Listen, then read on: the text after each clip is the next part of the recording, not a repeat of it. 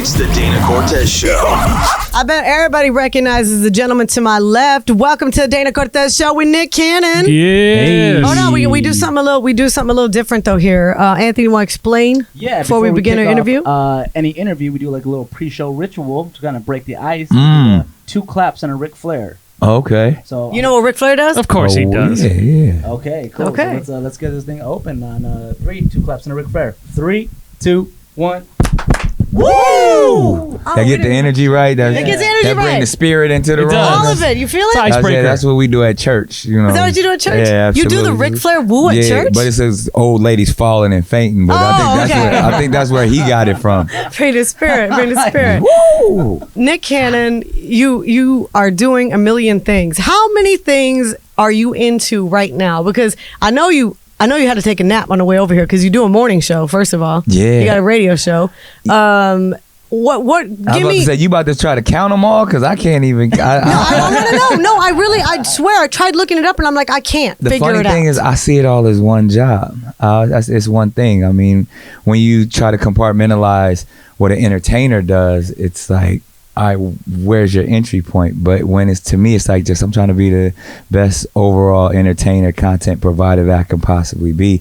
And so whether that's on your radio, your TV, your podcast, your live venues, it's all the same thing. I get to wake up and be creative every day. What's the favorite project you're into right now? The next one. The next one. Is it always about what's next? Yeah, I mean, and it's really just having that tunnel vision to just knock down what's ever in front of me. Probably tonight I'll be in the studio and be so focused, on whatever songs we working on in the morning, and I'm focused on, making the best content on radio. Then from there, I'm, going to the set of The Masked Singer, trying to make sure that we operating and continuing to be the #1 show on television. So it's what's ever right in front of me. How are you doing all that? And then I read that you're going to Howard too. Yeah, man, I got school 2 days a week. I graduate in May though, but it's congratulations. Thank you. It's time management more than anything. But when I really figured out what college is actually probably easier than like high school. Way easier. I liked it way more. Just because you get to create your own schedule, and really most of college is a lot of extracurricular activities. Like really, you're only doing 20 hours. You of have school time at for max. extracurricular activities. I don't. That's why I don't like. I'm not in the fraternity, and like Yeah, I'm not. you're just I'm going not to in class the band. and doing it. Contrary to popular belief, I'm not playing the drums at Howard. I'm like, I'll go there, I do my schooling, and like even with 16 to 20 hours a semester, you just kind of break it down. So being that you're like super accomplished already, what made you want to go back to school? I was just going to ask him, like, why would you go back to school with everything you already doing? What's interesting? The industry that we're in, it's fly by night in the sense of you almost never know which way your career is gonna go. Like one day it could be on a high, one day it's like, oh man, the game has changed and people are doing this differently. Or the one thing they can never take from you is your education. And I learned that there was this void in me that I felt like the only real things I have in my life is my family. And then I felt like my intellect, my intelligence. And I feel like when I step on that campus, that's the time when I'm the most comfortable because I feel like there's purpose there. Like, well, it's knowledge. Nobody can take the knowledge from you. Exactly. It's like I'm ingesting stuff into me that people can't take. So regardless of if y'all think I'm the hottest entertainer today or you guys don't ever hear from me again, I still have a wealth of knowledge and information that I've gained that I could maneuver however I need to maneuver in this society. How do classmates treat you? Like you walk in like it's Nick Cannon. I don't know. It's just kinda... like my freshman year, they used to take Snapchats of me sleeping in class. But now they don't care, you know what I mean? Especially in a sense, the new freshmen kind of get a little excited when they see me on campus, but once midterms hit, they don't give a damn. They trying to get that grade. So it's every once in a while you got to take pictures and stuff like that, but that's everyday life, so I'm never bothered by that. You mentioned they would take photos of you sleeping, the snaps of you sleeping. I think everyone does wonder, how does Nick Cannon rest? When do you sleep? And on what's planes, your secret to that? I can tell he just woke up when he pulled up here. Yeah. That's why I still got the glasses on. Yeah, so I knew it. You look, my eyes is red, and that's not from chiefing. That's just literally just because I sleep and when we fly. But I operate on naps. Again, my philosophies are crazy. I kind of say humans think that they need 8 hours, but they only need 4. And then it's like, I'm trying to get down to that fact where I sleep like a giraffe. They sleep like 45 minutes, like 4 times a day, and they get all of their rest that they need. Again, I am, they got long ass necks eating grass all day, or trees, but that's different. But I really feel like, I break my sleep up throughout the day in small increments, and it's been working. So How long you been doing that? probably since I was like 16 years old. Like, I think I've also managed that idea of, I was one of those hyperactive little kids that they diagnosed with ADD and said I was, so I always had way more energy than everybody else. So there was this happy balance that I figured out. It was like, yo, if I like don't sleep, I'm probably like level with everybody else. Then if I I'm get too much comfortable in sleep, the room. I'm bouncing off the walls and stuff. So that's the way I kind of was able to establish my chill, was just like kind of just operating on like 20-hour days. And I've been doing that since I was like 16. So do your kids have that kind of energy? Way too much, like more than me, and especially like the twins, because they hitting you from like stereo, like left ear and right ear. So they, like, my kids, How is it having twins? they don't sleep. But they at this point, it's like, thing 1 and thing 2.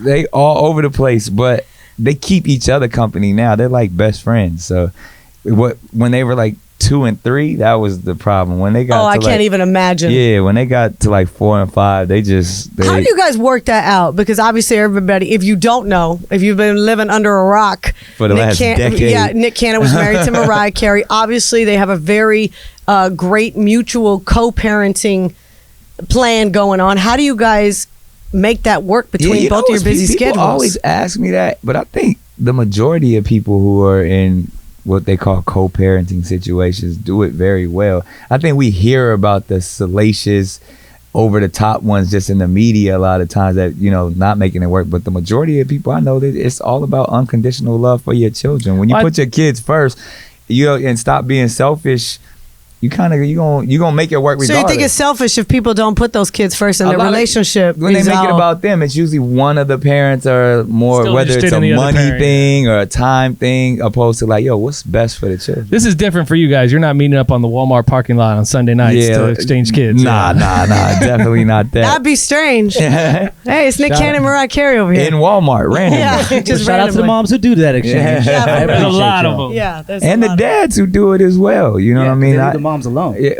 But even I know a lot of single fathers. I probably know more single fathers now who are stepping up and actually really being, Well, it's about time, dads. because 88% of single parents that have custody of children are women. So thank you Yeah, nah, to but the 12%. the 12%. Well, I grew up in a household where it was like I had both. And, my parents had me when they were teenagers. So I experienced living in a situation where when I lived with my dad, he was the best dad I could have. When That's I lived with my mom was too. And so was my grandmother. So, everybody's situation is different. So I don't judge anybody's situation. Your family's obviously the most important thing to you.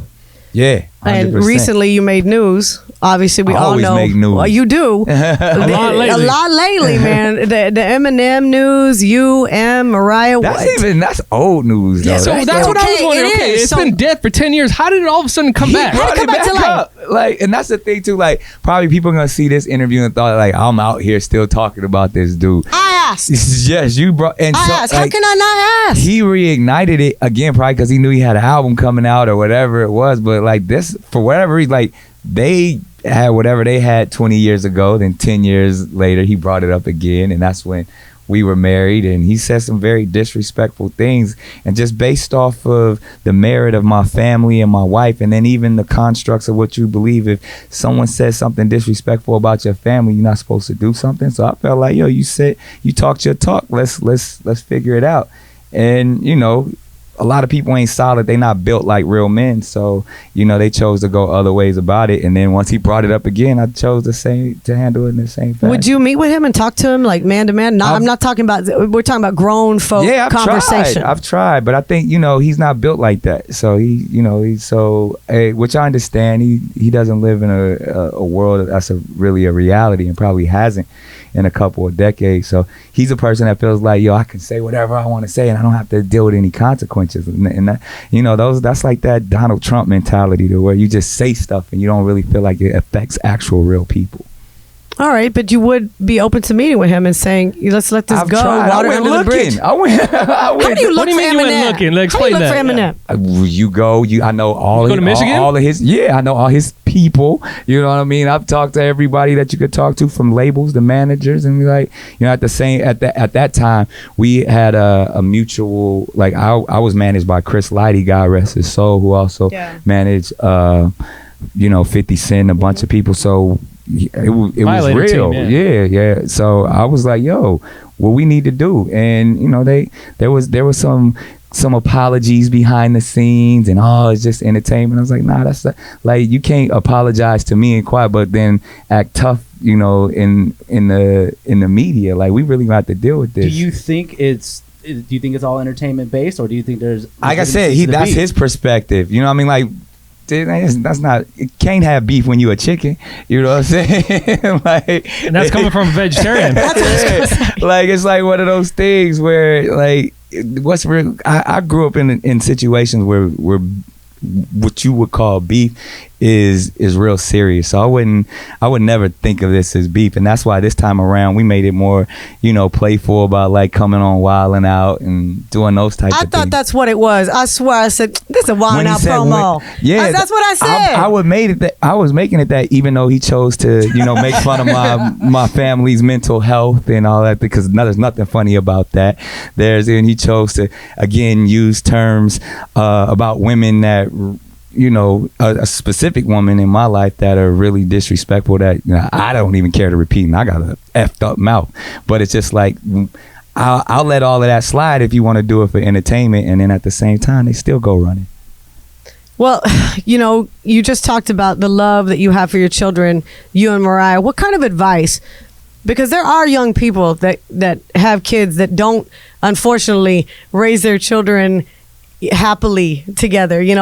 There's drama involved with the man, the woman. They're fighting still about things that don't matter. What kind of advice would you offer to them, since you experienced that yourself as a child, and as a parent, you're co-parenting in a very positive way? Understand how to be selfless. Understand how to protect your energy and protect your family's energy at all times. And when you put your children first and don't put yourself first, and really understanding the institution of what parenthood is supposed to be about, you'll be fine. And again, that all goes back to education, and understand not like school education, but just really the know-how, the wherewithal, the wisdom that comes with being a family and being in that structure of a household. And how some people don't have that example, though. Like, if you don't have it, sometimes it's very difficult to understand it or even try to. And that's an institutional issue. You know what I mean? Because we all come from communities of tradition.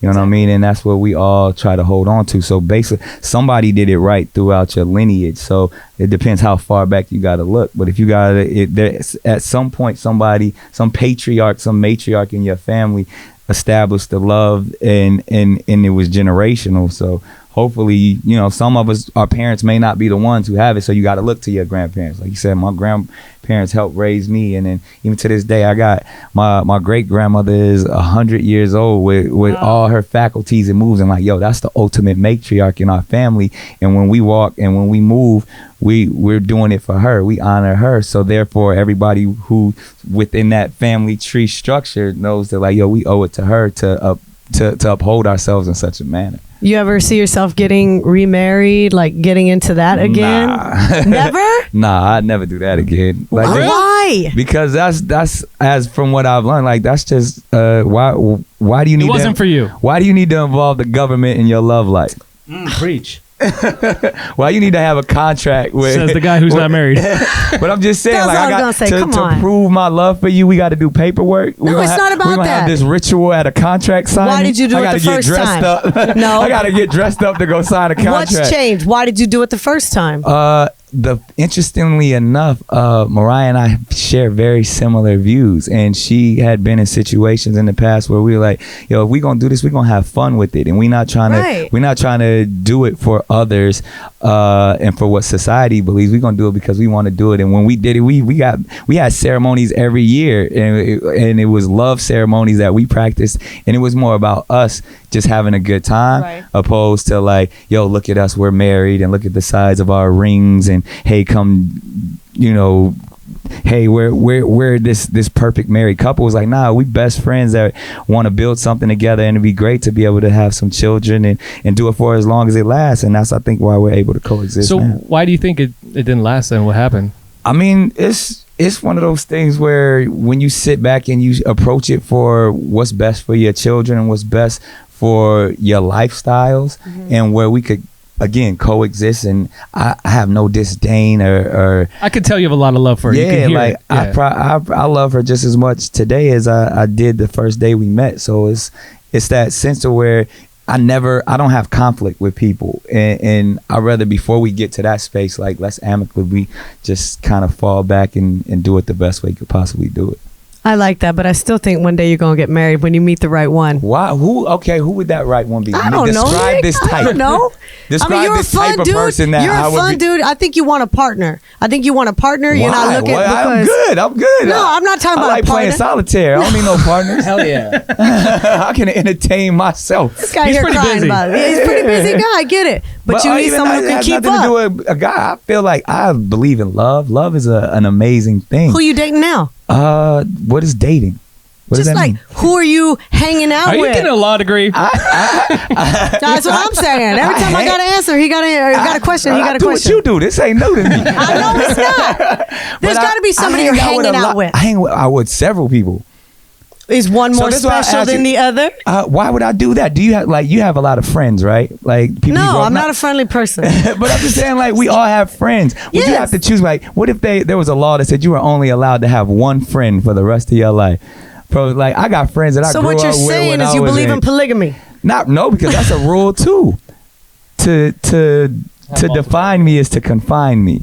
So I'd rather be able to hang out with this person. and this person Everybody and who's everything. seeing you right now does not feel special. Why should everybody that knows me in my life definitely know that they're special to me? Okay. All my friends, All right, I I'm just got saying. brothers, I got siblings. It's like I got- Facebook. If it doesn't say in a relationship is not special, you're not making her feel special right now. Yeah, but like Facebook, in that sense, that's the thing. That's people want to join and They do. They want to be a part of something. Yes. I'm a free spirit. And he's a busy man. The fact that he's giving her his time, those 24 hours is something he can't ever get back. Talk so your the fact talk. that you're giving her that time Yeah, to make he you feel gets it. special. He How many jobs you understand. got? More than we can count. And Yeah. he's gonna give you what? He 8 minutes? And couldn't even answer. Again, I don't want to be. I hate disappointing people, and to me, like, even when it goes back to like my health and stuff, like a relationship resembles stress in my life. So, in order for me to be able to operate this lifestyle and be as healthy as I possibly can, I can't have anything tied. That's me another down. job. Exactly. So why would I want that? Like, I don't need that. I got to be the best father I can be first and foremost. So if I get in a relationship, that means that relationship has to take precedent over me being a father, and can't nothing take precedent over that. I do like that because we That was a need good answer. we need a lot of good fathers. That was really good. Now all the women really want you. Something you do want to do and something I love seeing you do. Masked Singer. Oh, yeah, hell that's a good yeah. time. I just saw my first episode. I'm not. After the Super Bowl. Now he's like Yeah, addicted. I was Addicted. That was set up and designed that way because people did like, obviously we've been the number one show on television for a few seasons, but still a lot of people hadn't seen I it. hadn't So seen they it, were yeah. like, On the Wayne yo, Brady this season. is crazy. Like, well, the production, the way you guys shoot it, it's Yeah. like you guys. It's a good Who's job. been your favorite guest so far on that? I mean, there's been so many people, incredible people. yeah. Who could you say really where you were like, that was amazing? I mean, the one of the most recent ones, Lil Wayne, probably. That was, and it was interesting because Nobody Wayne, thought it was Wayne. First Everyone of thought all, it was like if you a- know Wayne, like knowing Wayne personally, like Wayne he moves kind of like a true artist.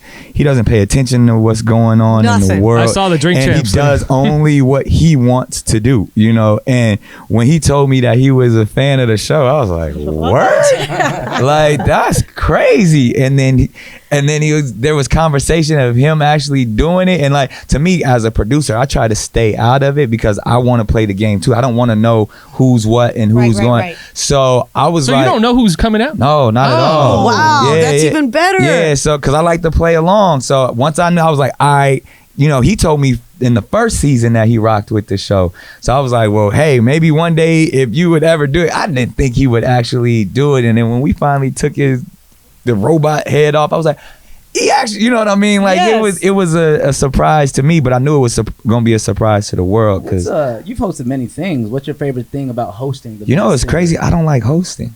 I actually hate hosting. Why is that? Well, you got a lot of jobs doing You got it. a morning show hosting radio. Well, see, radio's a different beast than what a host does. Scripted. Yeah, and like to me, the beauty of radio is an intimate forum where we could talk about real things. We could be real. We could be vulnerable. It's the most intimate form of entertainment that there is. I agree. Hosting, you just really standing there reading a teleprompter. Yeah. If you could read well, you could be a pretty good host. You know, we've seen many people do it. So that's why it does. I'm an artist. I'm a creative at nature. So when I get a job to stand there and read a teleprompter, you're grateful for it. Yeah, you're like, I'll it's cool. do it. I love it, you know, because again, it allows me to do other things in the creative space. And even like, if you notice, I probably won't host something if I don't produce it. So, and I learned that on, various shows. So to answer your question, it's probably like, if I get I'll host anything that's mine. If I'm a producer, if I've created it, I have no problem hosting it. But if it's just like another, it's New Year's Eve, it's Christmas morning, like, all right, like give me the teleprompter, I'll read it. But I usually love hosting things that are truly like my events, my parties, my TV shows, my creations. Like obviously Wildin' Out is probably one of how long has Wildin' Out been going on now? I created that in 2004. I can't believe it's been that long. It's a good run. Yeah. And every time I look at VH1, it's always on. Yeah. And at VH1, MTV2, MTV, and I think now they're gonna start airing it on Comedy Central. What's next? You said you have a daytime TV show coming, right? Yeah, we have a daytime talk show launching this fall, so we'll be on every single day. What is that going to be like? What do you? Again, I think it's one of those things where I get an opportunity to utilize a platform that hasn't seen someone like myself who kind of does multiple things, create a real true central hub.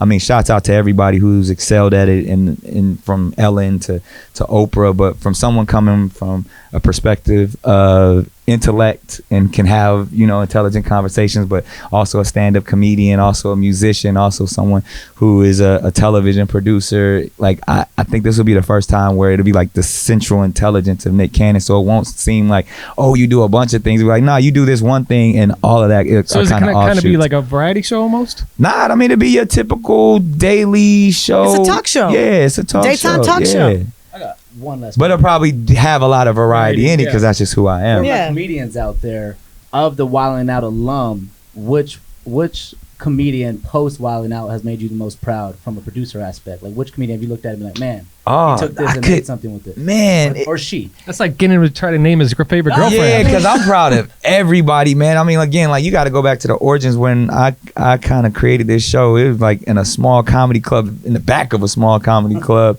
like, and just hanging with cats like Kevin Hart and Cat Williams and D. Ray Davis and Afion Crockett, and just really watching these brothers excel and take their careers to another level. And I can't take credit for none of that stuff. It's just knowing that we kind of all started on the grind together, and I was able to build a platform to allow their talents to kind of, take let off. them shine. Let them shine. But I mean, and even now it really has become that. It's almost like, you got to go through Wildin' Out, especially with a lot of these social media comedians and things. Like if you step foot on Wildin' Out, that's kind of a launching pad in a big way.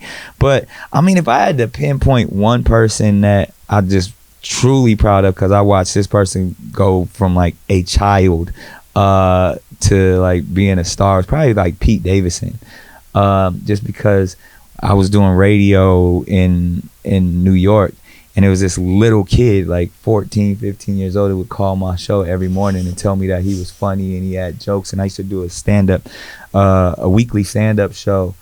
And I told him he could do the open mic, and he came through, and it was actually funny. And I would talk to his mom and tell him he should, once he finished high school, I'd take him on the road with me. And, now he's one of the biggest stars off of SNL. I didn't know that story. Yeah, so I would probably say Pete, probably more than anything. Wow, well, we wish Pete well, because we know he's been very open. You talked about mental health. Absolutely. It's nothing to make fun of. We know Pete has been very open, and that's a great thing, because it lets others open up about their issues as well, with no shame. Totally. All right, well, I always ask this question. We're wrapping things up. What's your message to your fans? You've been able to do this for a very long time. Crazy?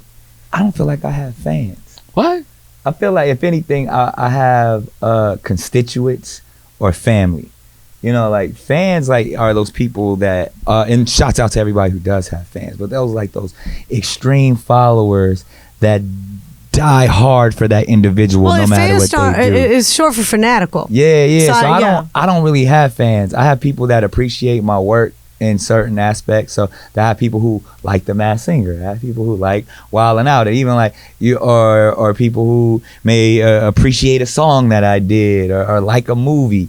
Where there's certain, like Mariah got fans. You know what I mean? Like those are people who are like, she can't do no wrong, and people's like, I be fucking up all the time, and people be like, I ain't like when you did that, or I don't like when you said that. Like, and I think, and shouts out to everybody who have those type of people, but I've never really had that. Do you think people see you more as a real person? I think that's what I don't know. I'm not saying Mariah's not real, but Mariah for me is like, oh my gosh, she's a perfect singer. She's this, she's above and beyond. I could never, you know. I think it's just the way that I've always presented myself. I've never presented myself as, because I don't consider myself a celebrity or a star. Like, I'm just one of those people. Like, I'm just a regular person who, like you said, has a lot of jobs or works. You're creative. Works in the entertainment field. So I've never presented myself to where, and if I do have fans, I mean, I appreciate them, but I think it's a small group where everybody else just kind of appreciates the various things that I do. And that may be because I do so many different things that people kind of check in and out wherever it is that they like. So you just obviously you were in LA when we all got the Kobe Bryant news. We were there as well, covering the Grammys, and walking onto that red carpet, there was this feeling of joy. And then within 10 minutes, it was very difficult. The day was very difficult. Where were you when you found out, and how did you talk about that news the next day? Because you're in LA. Yeah, you know, it's different. Crazy. Like, if you're out of nowhere, I actually really was. I was in a prison. I was at a prison with Suge Knight. Okay. And so I was there with Suge, and when you like in a prison, they don't give you, you don't have access to a phone and stuff. So I was kind of there all day. So when I came out and actually got access to my mobile devices and stuff again, I saw everything, and my phone was blowing up, and I just didn't believe it. It took at least an hour or two just for it to like. That's how exactly. We didn't believe it. For me, I was like, nah, it's like, this is a joke. It's a prank. Like, I couldn't, and especially coming from an environment like that into news like that, I was like, wait, hold up, I got to catch my bearings. And then, I legitimately, as soon as I heard, I drove to my grandmother's house and to my mother's house, and kind of like allowed it to kind of sink in there. And then, just like everybody else, mourned it and wished it hadn't happened, and, could only send prayers and positive energy to his family and all the families of the lives that were lost. How did you deliver that news the next day? Because you do have a radio show now in LA, and I think it's considered one of the leaders, especially, that's the core of the radio station we're on, loves Kobe. Man, it was difficult. It was a lot of tears, but we watched the city of LA come together, and the strength that Mamba mentality really just took over, and we made it more of a celebration of Kobe's life than it was about because first getting over that disbelief, but then that next day of like, okay, we have to deal with it. And these families are really going through this. All these families, and it was just nothing but calls of and great stories of how amazing of a person Kobe was, and how much he loved his family. And then it was like we were just celebrating families, and we were celebrating mothers, and understanding, what Vanessa has to go through as a mother who lost a husband as well as a child, and still has to continue to be a mother to her other daughters. And so when you start to get to the core of, one, humanizing Kobe, because he's a superhero to most of us, and that we feel like we lost a superhero. Like it kind of reminded me of that scene of like the new animated Spider-Man movie when Peter Parker actually died. You saw like the whole like Times Square was like going crazy. Nobody believed it. Like it felt like that. Like we lost one of our superheroes. He's mortal. Yes. Yeah, superheroes aren't supposed to die. So then when you were able to humanize the experience, we all lose people. And we've all lost people who are close to us. So then you are able to deal with it in that manner, to where it made you love, share, and embrace the family that you have close to you. And that's kind of what I did when I instantly heard the message. It's like, man, it makes you put everything in the proper perspective and know that we all on a ticking clock. And so you got to get the most out of, I think, when something tragic like that happens, I try to take a lesson from it. Like, I still get emotional thinking about it, especially when you said as a mother, having to raise her children without her one daughter and then her husband. Yeah. But you want to take the message of love and be kind to one another. And that's why I hope you and Eminem meet up one day. Have you ever talked to him? Hell no. Thank you. I wish I could. Call me, Em. We'll put you on. I'll hook y'all up. But you can talk to me anytime. We'll go eat meatless wings. Nick Cannon, Dana Cortez Show. Thank you for stopping by. No doubt. I appreciate it. God bless. God bless you. It's the Dana Cortez Show.